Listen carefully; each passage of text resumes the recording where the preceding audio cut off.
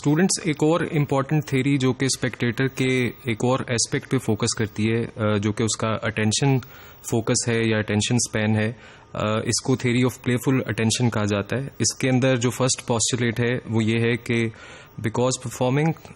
Is a process N audience attention can play between the performers present actions and recollected past actions और anticipated future once. तो यहाँ पे जो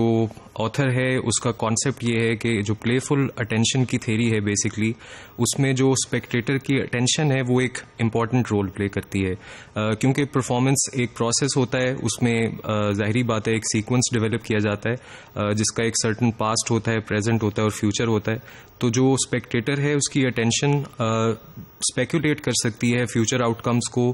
relate कर सकती है विद द पास्ट आउटकम्स, और इस तरह से वो अटेंशन एक इम्पॉर्टेंट रोल प्ले करती है।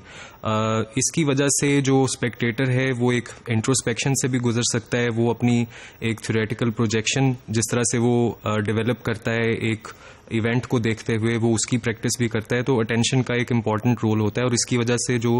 एस्थेटिक एक्सपीरियंस है वो इन्फ्लुएंस होता है। दूसरे पॉइंट में वो ये कहता है कि because performances normally involve several performers N audience attention can play between one performer and another. ये एक और एस्पेक्ट है, क्योंकि स्टेज परफॉर्मेंस में डिफरेंट कैरेक्टर्स होते हैं, तो फिर जो अटेंशन होती है स्पेक्टेटर की वो प्ले कर सकती है जिस तरह से वो शिफ्ट करता है बिटवीन डिफरेंट परफॉर्मर्स, और उसकी अटेंशन जो है उसकी इस शिफ्टिंग की वजह से जो एस्थेटिक एक्सपीरियंस है वो इन्फ्लुएंस होता है। एक तीसरा पॉइंट है कि in so far as various contents are represented by various vehicles in an artistic performance an audience attention can play between content and vehicle.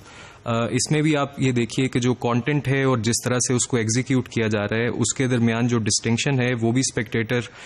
उसको अंडरस्टैंड करता है, उसको एक्नॉलेज करता है, और जिस तरह से वो अपने जहन में प्रोजेक्ट करता है कि इस तरह के कंटेंट को इस तरह की व्हीकल्स के थ्रू एक्सप्रेस होना चाहिए,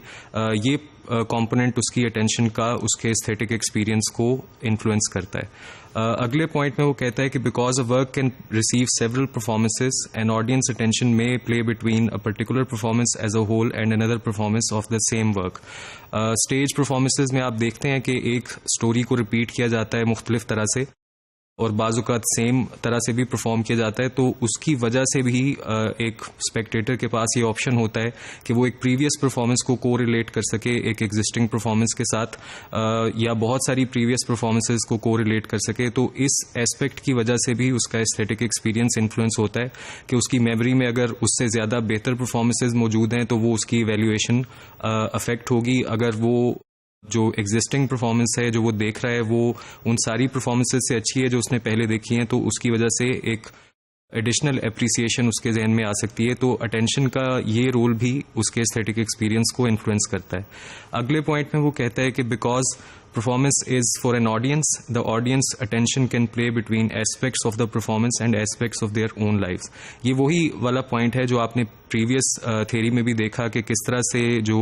एक स्पेक्टेटर है वो अपनी ज़िंदगी के बारे में भी सोचता है एक परफॉर्मेंस को देखते हुए और को रिलेट करता है इवेंट्स को। तो इसी तरह इस थ्योरी में भी हम देखते हैं कि एक स्पेक्टेटर की अटेंशन जो है वो प्ले करती है उसकी अपनी ज़िंदगी के वाक़यात में, और जो परफॉर्मेंसेज के अंदर वो स्टेज पर वाक़यात होते हुए देखता है वो उनके को रिलेशन को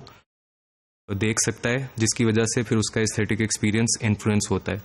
उसके बाद ऑथर कहता है कि because performances are given in performance spaces and such a space has an outside audience attention can play